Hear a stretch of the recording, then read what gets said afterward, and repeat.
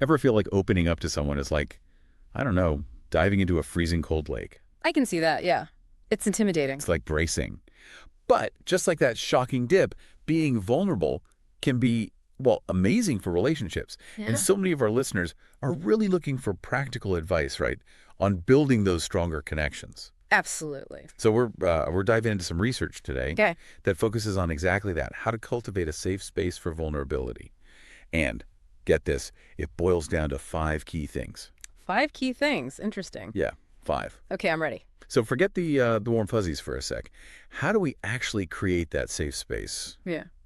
for real? Well, the research, it suggests that it all starts with really shifting the way we communicate Mm. fundamentally. So imagine, if you will, and this might be a stretch, but imagine an environment where judgment is just poof, gone. Just gone. Yeah. Your partner needs to feel completely comfortable expressing themselves without the fear of, being criticized for it. Right, because who's going to open up if they think they're going to get, like, lectured? Precisely. You said it better than I could. They're going to clam up. Yeah.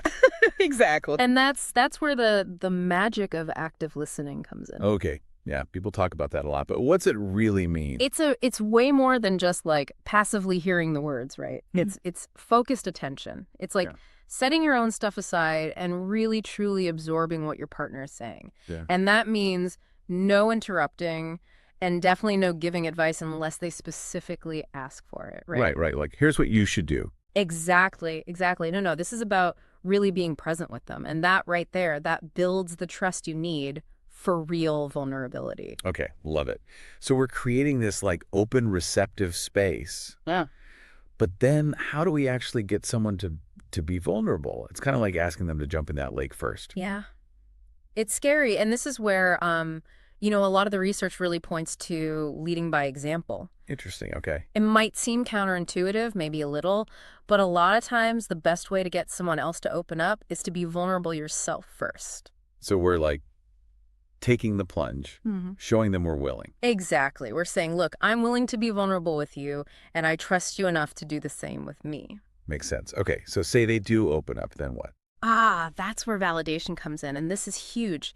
This means acknowledging and truly accepting their feelings. And this is important without trying to fix it, without minimizing, without telling them how they should be feeling instead. Not, don't worry about it, but more like, Yeah. I get why that's upsetting. It's totally understandable you feel that way. 1,000 times. Yes. You're saying your feelings are valid. I hear you. And then finally, offering comfort, genuine comfort. When someone's being that vulnerable it's essential. It really ties it all together. That makes sense. Yeah, yeah. So we're talking like words of support hmm or maybe a hug, just being there. All of that. It could be saying the right thing. It could be a touch. It could just be, being that listening ear, that warm presence. It's letting them know, hey, you're not alone in this. Yeah, we've got you, no matter what. Exactly. So much good stuff here. Yeah. It feels almost like a recipe in a way. Like if we put these 5 things together, It's true. not judging, listening actively, Yeah. showing vulnerability ourselves, validating, and then offering comfort. It's funny you say recipe because I was thinking, imagine these 5 tips, not as ingredients, but like threads, Yeah. all woven together to make this like tapestry of safety and trust. Each thread supports the others. And the more we do it, that tapestry, it just gets stronger, becomes this foundation for a deeper connection. Beautiful.